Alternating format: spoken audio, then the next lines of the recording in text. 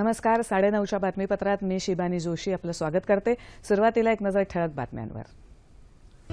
सर्व प्रकारच्या दहशतवादाला विरोध करणारा ठराव संमत करत पहिल्या जागतिक सूफी परिषदेचा समारोप. सूफीवाद शांततेचा पुरस्कर्ता, दहशतवादाचा मानवतावादानं सामना करण्याचं सूफी विचारवंतांचं आवाहन. अभिव्यक्ती स्वातंत्र्याचा सन्मानच, मात्र देशविरोधी कारवाया खपवून घेणार नाही, राष्ट्रीय कार्यकारिणी बैठकीत भाजपाची भूमिका. अल्पबचत योजनांवरच्या व्याजदर कपातीमुळे अर्थव्यवस्थेला बळकटी मिळेल, जेटली यांचं प्रतिपादन.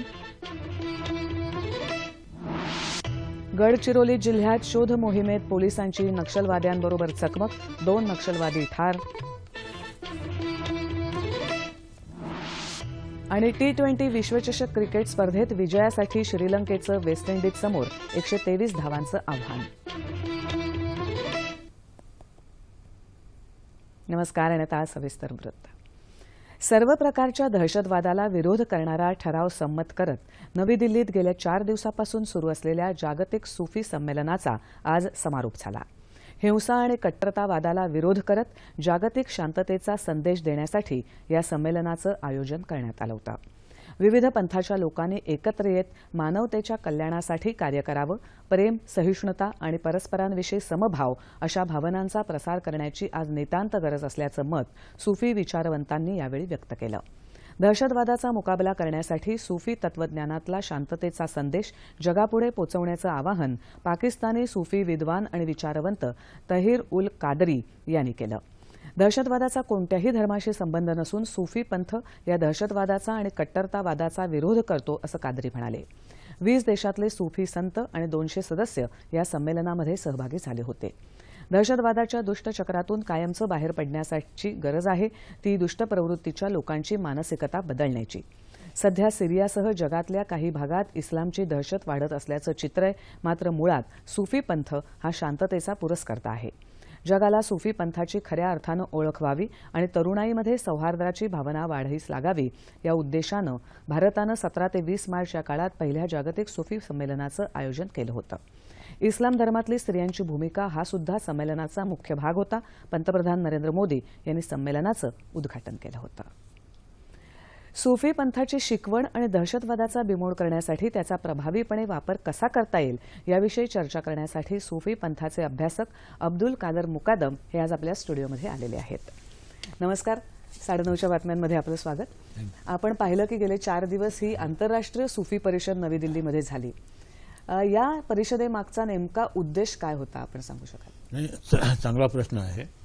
यापूर्वी अशी सूफी संमेलनं झालेली आहेत, पण त्यांचा जो एकूणच त्यांचं जे स्वरूप होतं, उद्दिष्ट होतं किंवा अजेंडा होता, ते फार मर्यादित असं आहे. या आंतरराष्ट्रीय सूफी संमेलनाने पहिल्या प्रथम दहशतवादाच्या संदर्भामध्ये भूमिका घेऊन त्याला विरोध करण्याचं आणि इस्लाममधील चांगल्या विधायक अशा परंपरा कुठल्या आहेत, शांतीचा संदेश देणारं काही या धर्मात आहे का, आणि त्याच्यातून सुफी धर्माच्या तत्वज्ञानाच्या आणि संत परंपरेच्या आधारे या दहशतवादाला एक प्रकारचा विरोध करण्याचा जो हा प्रयत्न झालेला आहे तो सगळ्यांच्याच दृष्टीने स्वागतार्ह आहे. आपणही त्याचं स्वागत करूया.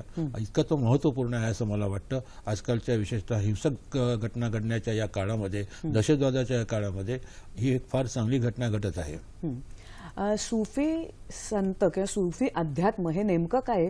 सूफी पंथाची नेमकी व्याख्या काय? सूफी हा शब्द आणि ही परंपरा सूफ या शब्दापासून आलेली आहे. सूफ किंवा सफा याही त्याच्यावरून, याला आपण मेंढ्यांची लोकर, ज्याच्यावरती कसल्याही तऱ्हेचं प्रक्रिया झालेली नाही, कोरी ज्याला म्हणतात आपण, कारण ही नैसर्गिक स्वरूपात असते आणि नैसर्गिक असल्यामुळे ती पवित्र आहे असा एक त्याच्यामध्ये. आणि सुफी संतांमध्ये पावित्र्य आणि चारित्र्य संपन्नता याला अतिशय महत्व असल्यामुळे या लोकरीपासून बनवलेल्या कापडाचा एक डगला घालणं या ह्याच्यामधून ही सुफी शब्द आला. आणि त्यांची जी संत परंपरा निर्माण झाली त्या परंपरेने मग त्याला सुफी परंपरा असं हे नाव मिळालं आणि ते आजपर्यंत चालू आहे. बरोबर. पण सूफी पंथाची नेमकी मूलतत्व काय आहेत? म्हणजे आपलं जसं हिंदू धर्मामध्ये आपली एक संत परंपरा आहे आणि आध्यात्मिक परंपरा आहे, आपण जी म्हणतो धार्मिक परंपरेबरोबरच, तर तशी सूफी पंथाचा नेमकं त्यांचे हेतू उद्देश आणि मूलतत्व काय त्यांची नेमकी? एक्झॅक्टली तेच तसेच आहे. जसं हिंदू समाजामध्ये, हिंदू धर्मामध्ये एक आध्यात्मिक परंपरा आहे, त्याचीच एक समांतर अशी ही इस्लाममधील आध्यात्मिक परंपरा आहे. याच्यामध्ये गुढवाद हा त्याचा एक मुख्य भर असतो. आणि सगळ्यात महत्त्वाचा म्हणजे कुठल्याही धर्माचा, जाती पंथाचा किंवा लिंगभेदाचा विचार न करताना सर्वांना आपल्या कवेत घेणारी, माणुसकीचा संदेश देणारी अशी ही मानवतावादी परंपरा आहे. आणि त्यामुळे त्याचं महत्त्व फार आजच्या काळामध्ये मानलं पाहिजे. आणि दुसऱ्यात म्हणजे की ईश्वराप्रती इंद्रियातीत प्रेम हा त्याचा एक मुख्य भाग आहे. आणि सर्व माणसांना माणुसकीचा संदेश देऊन त्यांना समपातळीवरती आणणं हा त्याचा दुसरा उद्देश आहे. आपण सुफी पंथाचा इतिहास जर विचारात घेतला, म्हणजे नेमका सुफी पंथ केव्हापासून आला आणि कारण काय घडलं सुफी पंथाची स्थापना व्हायला, या अध्यात्माकडे जायला, तर आपल्याला काय सांगता येईल? नाही, मग आपल्याला अगदी सुरुवातीच्या काळात म्हणजे पैगंबरांनी जेव्हा धर्माची, इस्लामची स्थापना केली आणि त्या दृष्टीने त्यांचा जेव्हा प्रचार आणि प्रसार होत होता तिथपर्यंत मागे जावं लागेल. ह्याचं कारण असं आहे की ह्या मक्केहून मदिनेला आल्यानंतर तिथे एक मस्जिद बांधली गेली जी मदिनेची पैगंबरांची मस्जिद म्हणून प्रसिद्ध आहे. याच्यामध्ये त्यांच्याबरोबर जे लोक आले त्या लोकांमध्ये, अनुयायांमध्ये दोन तऱ्हेचे प्रकार होते. एक म्हणजे इस्लामचं जे मुख्य सामाजिक तत्वज्ञान आहे ते साधारणपणे वंचितांच्या आणि शोषितांच्या कल्याणाचं आहे. त्यामुळे जे कष्टकरी होते, जे वंचित होते, जे त्यांच्या सोबत मग आले होते, त्यांचं जे आकर्षण होतं ते पैगंबराने ज्या सामाजिक परिवर्तनाचे किंवा सामाजिक क्रांतीचं जे कार्य केलं होतं त्याचं आकर्षण त्यांना वाटत होतं, कारण तो विचार त्यांच्या कल्याणाचा होता. पण त्याबरोबरच पैगंबरांच्या या संपूर्ण जीवित कार्याची एक दुसरी बाजू होती, ती म्हणजे एकूण आध्यात्मिक क्रांती करणं. इस्लामचा जन्म होण्यापूर्वी त्या ठिकाणी अरबस्तानातल्या ज्या टोळईवाजा समाज होतो तो समाज मूर्तीपूजा करणारे होतं आणि त्या मूर्तीपूजेचं स्वरूप सुद्धा अतिशय प्राथमिक स्वरूपातलं होतं. त्यामुळे मूर्तीपूजेला अजिबात स्थान न देताना एकेश्वरादाचा पुरस्कार आणि त्याची आराधना आणि हे करणं याच्यामध्ये इस्लामलाही तितकंच महत्त्व पाहिलेलं आहे. तर या आध्यात्मिक भागाकडे ज्यांचं लक्ष गेलं किंवा त्या भागाविषयी ज्यांना आकर्षण वाटलं अशी काही मंडळी त्यावेळेला तिथे होती. आणि सर्वसाधारणपणे 40 ते 42 अशी ह्या व्यक्ती होत्या. त्या व्यक्ती त्याच मशिदीमध्ये बसून 24 तास फक्त चिंतन, मनन आणि अध्यात्माच्या याच्यामध्ये करत असत. त्यांच्या ह्याला सुद्धा म्हणजे स्वतःच्या शारीरिक किंवा मानसिक गरजांकडे त्यांचं दुर्लक्ष आहे. इतकं ते त्या आपल्या आराधनेच्या ह्याच्याकडे एकमत झालेले, एकरूप झालेले होते. त्यामुळे त्यांच्या सगळ्या ह्या गरजा भागवण्याची जबाबदारी पैगंबरांच्या कुटुंबियांनी घेतली होती. आणि त्या मशिदीमध्ये जिथे ते बसून हा सगळा आध्यात्मिक विचार करत असत किंवा साधना करत असत ती जागा अजूनही तिथे गेल्यास आपल्याला दाखवण्यात येते. तिथून ह्या सुफिझमची सुरुवात झालेली आहे. आणि त्याला अधिक व्यापक स्वरूप त्याच्यानंतर पैगंबरांचे चुलत बंधू आणि त्यांचे जावई हजरत अली यांच्यापासून सुरुवात झाली. आणि अलीला आद्य सुफी संत म्हणून पण मानलं जातं. हा तुम्ही सुफी सगळ्या पंथाचा इतिहास सांगितलात, तर आता ह्या सुफी पंथाच्या विचाराचा उपयोग दहशतवादाचा बिमोड करण्यासाठी कसा काय करता येऊ शकेल आपल्याला? नाही, येऊ शकेल. किंबहुना यापूर्वीच हा प्रयत्न व्हायला होता, पण काही हरकत नाही. उशिरा झालं तरी काही आता त्याचा वापर केला जातोय हेच स्वागतार्ह मानलं पाहिजे. एक गोष्ट लक्षात आहे की दहशतवादाचा मुकाबला आपल्याला करायचा असेल तर तो 2 पातळ्यावरती केला पाहिजे.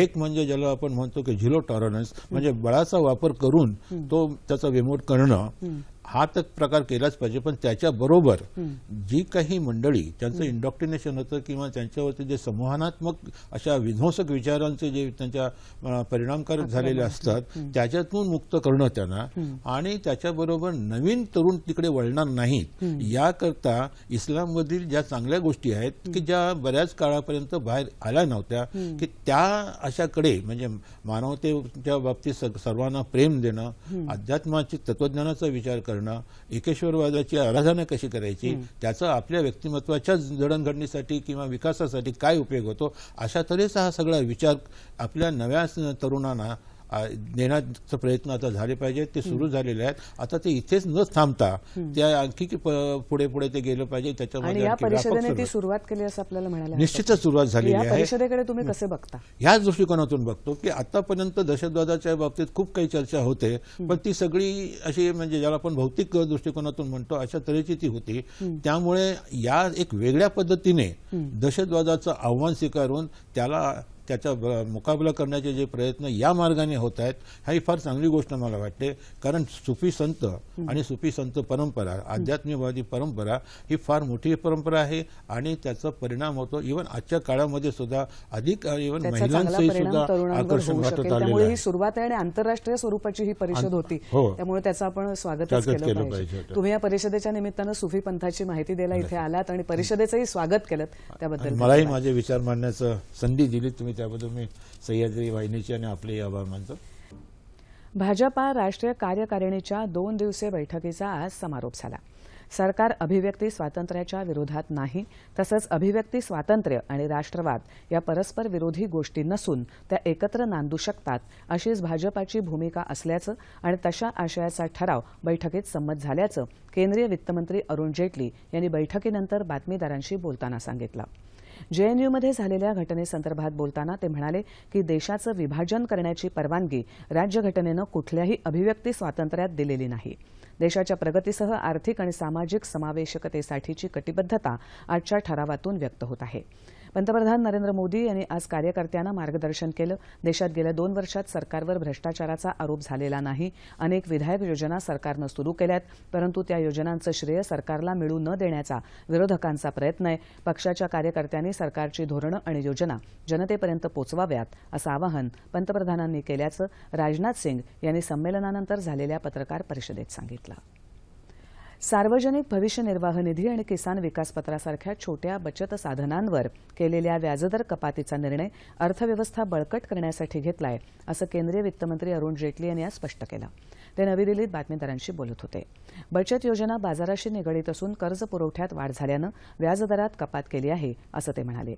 येत्या 1 एप्रिलपासून सार्वजनिक भविष्य निर्वाह निधीवरचा व्याजदर 8.7% वरून 8.1% तर किसान विकास पत्रावरचा दर 8.7% वरून 7.8% करण्याचा निर्णय 2 दिवसापूर्वीच सरकारनं जाहीर केला होता.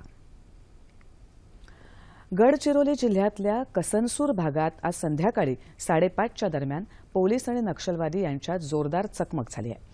यामध्ये 2 दहशतवादी ठार झाले असून घटनास्थळाहून पोलिसांनी 2 303 रायफली जप्त केल्या आहेत. गेल्या काही दिवसापासून महाराष्ट्र आणि छत्तीसगड सीमेवरच्या हेडरी आणि सुकमा भागात नक्षलवाद्यांनी हिंसाचार माजवला होता. यामध्ये एक जवानही शहीद झाला होता. गडचिरोली पोलिसांनी नक्षलवाद्यांचा शोध घेणारी मोहीम 7 दिवसापासून राबवली आहे. या भागात अद्यापही काही दहशतवादी लपले असल्याची शक्यता पोलिसांनी व्यक्त केली आहे. 18 दिवस चाललेल्या सराफा आंदोलनामुळे या व्यवसायाचं सुमारे 60 ते 70 हजार कोटी रुपयांचं नुकसान झालंय. रत्न आणि आभूषणं निर्यात प्रोत्साहन परिषदेनं याबाबतचं निवेदन आज जाहीर केलं. उत्पादन शुल्क अधिकाऱ्यांकडून कोणतीही छळवणूक होणार नाही, तसंच इन्स्पेक्टर राजचा वापर होणार नाही असं आश्वासन सरकारनं दिल्यानंतर काल रात्री संप मागे घेण्यात आला, अशी माहिती रत्न आणि आभूषण महासंघाचे अध्यक्ष श्रीधर जीव्ही यांनी वृत्तसंस्थेशी बोलताना दिली आहे. यंदाच्या अर्थसंकल्पामध्ये दागिन्यांवर 1% उत्पादन शुल्क लावल्याच्या निषेधार्थ सराफाने हे आंदोलन पुकारलं होतं. उत्पादन शुल्क मागे घेण्यात आलेलं नाही, परंतु सराफांच्या समस्या जाणून घेण्यासाठी त्रिसदस्यीय समिती स्थापन करण्यात आली असून येत्या 2 महिन्यात ती सरकारकडे अहवाल सादर करेल. जम्मू काश्मीरच्या कारगिल इथे हिमस्खलनात गाडल्या गेलेल्या जवानाचा मृतदेह शोधून काढण्यात लष्कराला यश आलंय. या भागात 17 मार्चला भूकंपाचे सौम्य धक्के बसल्यानं हिमस्खलन झालं होतं. या हिमस्खलनात 2 जवान गाडले गेले होते. लष्करानं ताबडतोब बचावकार्य हाती घेत एका जवानाची सुखरूप सुटका केली होती. मात्र खराब हवामानामुळे शोध मोहिमेत व्यत्यय येत होता. दुसऱ्या जवानाचा मृतदेह 12 फूट बर्फाखाली आज सापडला, अशी माहिती लष्कराच्या प्रवक्त्यानं दिली आहे. भारतरत्न डॉ. बाबासाहेब आंबेडकर यांच्या शतकोत्तर रौप्य महोत्सवी जयंती वर्षाचा समारोप समारंभ येत्या 11 एप्रिलला नागपूर इथल्या कस्तुरचंद पार्कवर अखिल भारतीय काँग्रेस समितीनं आयोजित केला आहे, अशी माहिती महाराष्ट्र प्रदेश काँग्रेस समितीचे अध्यक्ष खासदार अशोक चव्हाण यांनी आज दिली. या निमित्तानं होणाऱ्या जाहीर सभेसाठी पक्षाध्यक्ष सोनिया गांधी आणि उपाध्यक्ष राहुल गांधी यांना निमंत्रित केल्याचं त्यांनी सांगितलं. या कार्यक्रमाच्या पूर्वतयारीचा आज चव्हाण यांनी आढावा घेतला. या बैठकीला विदर्भातले काँग्रेसचे प्रमुख नेते उपस्थित होते. भारतरत्न डॉ. बाबासाहेब आंबेडकरांना अभिप्रेत असलेला धर्मविरहित आणि जातीविरहित समाज बनला पाहिजे, असं मत सामाजिक न्यायमंत्री राजकुमार बडोले यांनी व्यक्त केलं आहे. चौदार तळे सत्याग्रहाचा 89वा वर्धापन दिन आज महाड इथे साजरा झाला, त्यावेळी ते बोलत होते. 1927 साली याच दिवशी डॉक्टर आंबेडकरांनी आपल्या अनुयायांसह इथे तळ्याच्या काठावर अस्पृश्यतेविरोधात सत्याग्रह केला होता. त्याची आठवण म्हणून दरवर्षी हा दिवस साजरा केला जातो. यावेळी कोकण रिपब्लिक सामाजिक संस्थेनं सुरू केलेल्या मुठभर तांदूळ या मोहिमेतून उभ्या राहिलेल्या अन्नदान छत्राचं उद्घाटन बडोले यांच्या हस्ते झालं. केंद्रीय मंत्री अनंत गीते, आमदार भरत गोगावले यांनी आज सकाळी क्रांतीस्तंभ आणि डॉक्टर आंबेडकरांच्या पुतळ्याला पुष्पचक्र अर्पण करून अभिवादन केलं. आज दिवसभर आंबेडकरी विचारांच्या विविध संस्थांनी सामाजिक आणि सांस्कृतिक कार्यक्रम सादर केले. भारतरत्न डॉक्टर बाबासाहेब आंबेडकर यांच्या अध्यक्षतेखाली आणि राजर्षी छत्रपती शाहू महाराज यांच्या उपस्थितीत दक्षिण महाराष्ट्रातली पहिली अस्पृश्य परिषद कोल्हापूर जिल्ह्यातल्या हातकणंगले तालुक्यातल्या माणगाव इथे 20 मार्च 1920 साली झाली होती.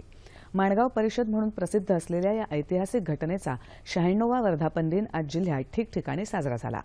माजी मंत्री आणि सहकार चळवळीचे नेते प्रकाश आवाडे यांच्या नेतृत्वाखाली इचलकरंजी शहर काँग्रेस समितीनं आज इचलकरंजी ते माणगाव अशी जनजागरण रॅली काढली. माणगाव इथे पोहोचल्यावर डॉक्टर बाबासाहेबांच्या पुतळ्याला पुष्पहार अर्पण करून त्यांच्या स्मृतीला अभिवादन करण्यात आलं. मराठी माणसानं नोकरीवर अवलंबून न राहता स्वतःचा स्वतंत्र व्यवसाय सुरू करावा आणि आपल्या येणाऱ्या 20 पिढ्यांचा सर्वांगीण विकास करावा असं आवाहन जागतिक Marathi chamber of commerce and इंडस्ट्रीजचे अध्यक्ष मनोहर जोशी यांनी केलं आहे. संस्थेच्या 22व्या वर्धापन दिनानिमित्त मुंबईत आयोजित एका कार्यक्रमात ते आज बोलत होते.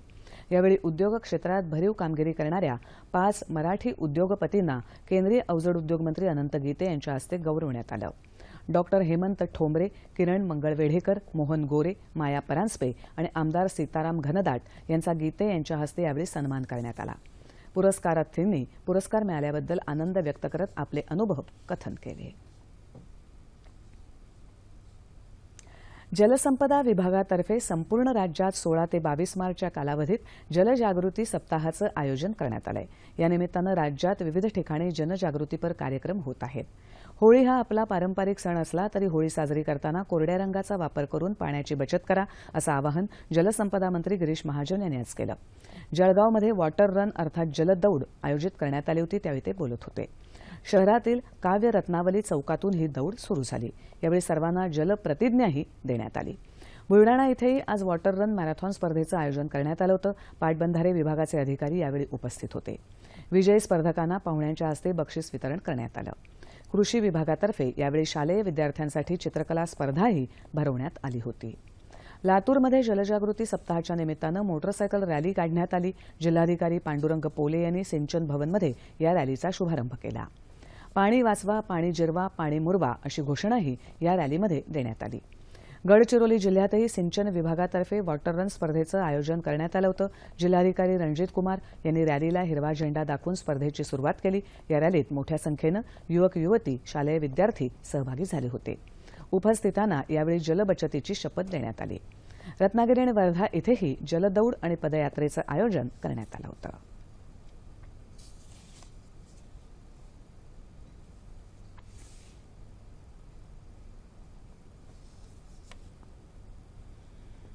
तीव्र पाणी टंचाई असलेल्या लातूर शहराला पाणी पुरवठा करताना कायदा आणि सुव्यवस्थेचा प्रश्न निर्माण होऊ नये या दृष्टीनं जिल्हाधिकारी पांडुरंग पोले यांनी सुधारित आदेश जारी केले आहेत. लातूर शहराला ज्या 6 वेगवेगळ्या ठिकाणाहून पाणीपुरवठा होतो त्या टँकर भरणास्थळी 50 मीटर क्षेत्रामध्ये प्रतिबंधात्मक जमावबंदी आदेश येत्या 1 एप्रिलपर्यंत जारी करण्यात आला आहे. या टँकर भरणा ठिकाणी वैयक्तिक गरजेखातर भांड्यानं पाणी भरणाऱ्या व्यक्ती किंवा शासकीय कामासाठी पाणी भरणारे कामगार यांना हे आदेश लागू नाहीत.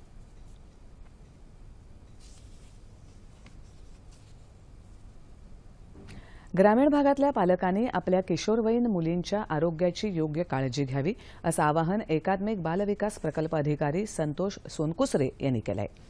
एकात्मिक बालविकास सेवा योजनेअंतर्गत अंगणवाडी सेविका, मदतनीस, पर्यवेक्षिका आणि किशोरवयीन मुलींसाठी अकोला इथे आयोजित केलेल्या 11 दिवसीय प्रशिक्षण शिबिरात ते आज बोलत होते.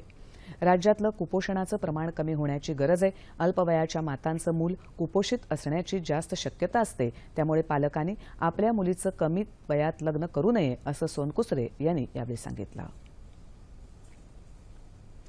मुंबई विद्यापीठाच्या अकॅडमी ऑफ थिएटर आर्ट्सच्या 9व्या राष्ट्रीय वसंत नाट्योत्सवाचं उद्घाटन काल ज्येष्ठ सिनेनाट्य दिग्दर्शक डॉ. जब्बार पटेल यांच्या हस्ते झालं. मुंबईतल्या विद्यापीठाच्या कलिना परिसरातल्या कविवर्य कुसुमाग्रज मराठी भाषा भवनात झालेल्या या उद्घाटन कार्यक्रमाला विशेष अतिथी म्हणून ज्येष्ठ अभिनेत्री रीमा आणि हिमानी शिवपुरी तसंच नाट्य विभागाचे प्रभारी संचालक डॉ मंगेश बनसोड उपस्थित होते. मराठी, हिंदी, इंग्रजी, गुजराती, आसामी, राजस्थानी अशा बहुभाषिक नाट्योत्सवात विविध राज्य आणि मुंबई, पुणे, नाशिक, चंद्रपूर इथली तब्बल 19 नाटकं सादर केली जाणार आहेत. 27 मार्चपर्यंत चालणाऱ्या या महोत्सवाच्या विनामूल्य प्रवेशिका कालिना इथल्या अकॅडमी ऑफ थिएटर आर्ट्स डॉ बाबासाहेब आंबेडकर भवनात उपलब्ध आहेत. यावेळी मान्यवरांच्या हस्ते नाट्य विभागाच्या स्वतंत्र वेबसाईटचा शुभारंभही करण्यात आला. सातारा जिल्ह्यातल्या माण तालुक्यातल्या रसिका कळढोणे या महिलेनं एलईडी उत्पादनातून स्वयंरोजगाराची निर्मिती केली आहे. इलेक्ट्रॉनिक्स आणि टेलिकम्युनिकेशनमधून अभियांत्रिकीची पदवी संपादित केल्यानंतर 3 वर्षापूर्वी माही लाईट्स या नावानं कंपनी स्थापन करून एलईडीची अनेक विद्युत उपकरणं निर्मितीला या तरुणीनं सुरुवात केली. यामध्ये 15 वॅट ते 100 वॅटचे एलईडी पथदिवे, अर्धा वॅट ते 15 वॅटचे बल्ब, फ्लड लाईट यांचा समावेश आहे.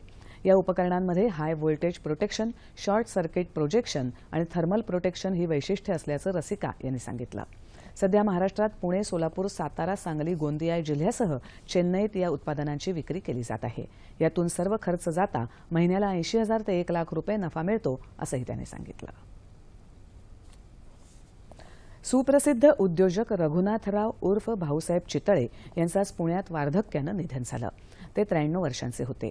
ख्यातनाम चितळे बंधू मिठाईवाले या कंपनीचे ते संस्थापक होते. दूध आणि दुधाचे दर्जेदार पदार्थ तसंच इतर मिष्टान्न जगभरात पोचवण्याचं काम भाऊसाहेबांनी केलं. खमंग खुसखुशीत बाकरवडीमुळे तर चितळे हा जागतिक ब्रँड बनला. भाऊसाहेब चितळे यांच्या पार्थिवावर आज संध्याकाळी वैकुंठ स्मशानभूमीत अंत्यसंस्कार करण्यात आले. आणि आता क्रिकेटच्या मैदानावरची बातमी. T20 विश्वचषक स्पर्धेत बंगलोरमध्ये सुरू असलेल्या सामन्यात वेस्ट इंडिजनं नाणेफेक जिंकून प्रथम क्षेत्ररक्षणाचा निर्णय घेतलाय. श्रीलंकेच्या डावाला खराब सुरुवात झाली. 8 षटकांमध्ये 5 बाद 47 अशी स्थिती असताना मॅथ्यू आणि कुलशेखर यांनी डाव सावरला. 20 षटकांमध्ये 9 बाद 122 धावा करून श्रीलंकेनं वेस्ट इंडिजसमोर 123 धावांचं उद्दिष्ट विजयासाठी ठेवलं आहे. आज मुंबई इथे झालेल्या सामन्यात दक्षिण आफ्रिकेनं अफगाणिस्तानचा 37 धावांनी पराभव केला. दक्षिण आफ्रिकेनं प्रथम फलंदाजी करत अफगाण संघासमोर 210 धावांचं लक्ष्य ठेवलं. दक्षिण आफ्रिकेच्या आव्हानाचा पाठलाग करताना अफगाणिस्तानचा सलामीवीर मोहम्मद शहजाद वगळता कोणालाही मोठी धावसंख्या उभारता आली नाही. अफगाणिस्तानचा संपूर्ण संघ 172 धावांवर बाद झाला. दक्षिण आफ्रिकेच्या मॉरिसनं सर्वाधिक 4 बळी घेतले. हवामान. गेल्या 24 तासात राज्यात कोरडं हवामान होतं. कोकण, गोवा, मध्य महाराष्ट्राच्या काही भागात कमाल तापमानात सरासरीच्या तुलनेत लक्षणीय वाढ, तर मराठवाडा आणि विदर्भाच्या काही भागात कमाल तापमानात सरासरीच्या तुलनेत किंचित वाढ झाली. राज्यात सर्वात जास्त कमाल तापमान भिरा इथे 42.7 अंश सेल्सिअस तर सर्वात कमी किमान तापमान पुणे इथे 18 अंश सेल्सिअस नोंदवलं गेलं. येत्या 36 तासात राज्यात सर्वत्र कोरडं हवामान राहण्याची शक्यता हवामानशास्त्र विभागानं वर्तवली आहे. तापमान अंश सेल्सिअसमध्ये मुंबई कमाल 37, किमान 24, नागपूर 39 आणि 23, पुणे 37 आणि 18, औरंगाबाद 37 आणि 19, नाशिक 30 आणि 19, कोल्हापूर 39 आणि 24, रत्नागिरी 36 आणि 21, सोलापूर 41 आणि 24 आणि अमरावती कमाल 37 आणि किमान 22. ठळक बातम्या पुन्हा एकदा.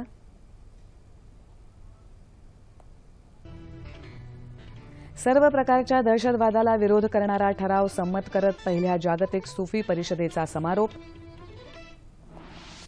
सुफीवाद शांततेचा पुरस्कर्ता, दहशतवादाचा मानवतावादानं सामना करण्याचं सुफी विचारवंतांचं आवाहन. अभिव्यक्ती स्वातंत्र्याचा सन्मानच, मात्र देशविरोधी कारवाया खपवून घेणार नाही, राष्ट्रीय कार्यकारिणी बैठकीत भाजपाची भूमिका. अल्पबचत योजनांवरच्या व्याजदर कपातीमुळे अर्थव्यवस्थेला बळकटी मिळेल, जेटली यांचं प्रतिपादन. गडचिरोली जिल्ह्यात शोध मोहिमेत पोलिसांची नक्षलवाद्यांबरोबर चकमक, 2 नक्षलवादी ठार. आणि T20 विश्वचषक क्रिकेट स्पर्धेत विजयासाठी श्रीलंकेचं वेस्ट इंडिज समोर 123 धावांचं आव्हान.